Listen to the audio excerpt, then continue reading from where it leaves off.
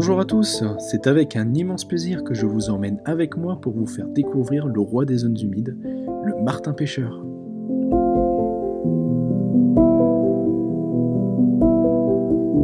J'ai la chance d'être avec Adrien. Je t'ai fait venir pour quelque chose dont je travaille depuis longtemps, c'est le martin pêcheur. J'ai envie de le voir, j'ai envie de l'observer. Est-ce qu'il est possible que tu me dises d'amples informations avec tes connaissances pour que j'optimise en fait mes chances de le voir, en fait, c'est ça, et de le photographier?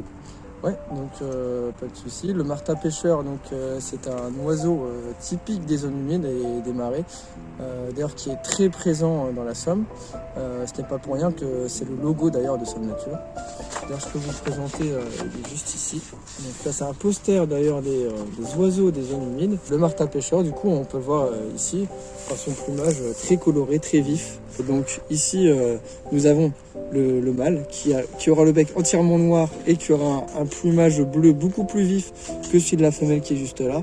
Par contre, la femelle se démarque par sa mandibule du bec inférieur, la mandibule inférieure qui, elle, sera orangée.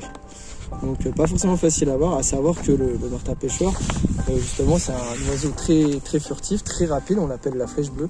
Il peut atteindre une vitesse de 80 km/h, en vitesse de pointe en vol en rase-motte en fait, il vole en rase-motte au-dessus de l'eau. Et donc il porte très bien son nom de martin pêcheur puisque c'est un excellent pêcheur.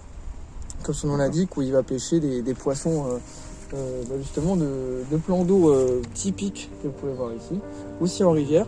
Mais bon, dans la Somme, ce sera beaucoup des plans d'eau, beaucoup d'étangs. Il est exclusivement du coup piscivore. Il est exclusivement piscivore, oui. D'accord. Ok, bah super. Est-ce que tu penses qu'aujourd'hui on va le voir? Faut espérer. Les explications d'Adrien m'ont permis d'éclaircir les traits spécifiques de cette espèce. Il est temps maintenant de nous préparer pour aller l'observer et de le prendre en photographie.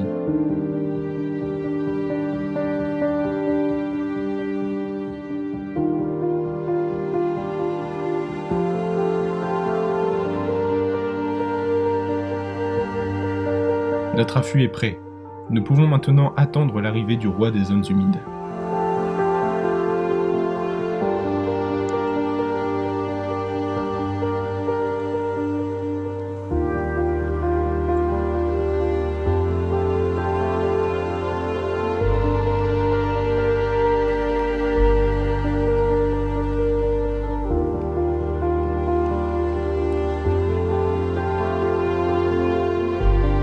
Voilà maintenant 2 heures que nous attendons et c'est alors que nous l'apercevons.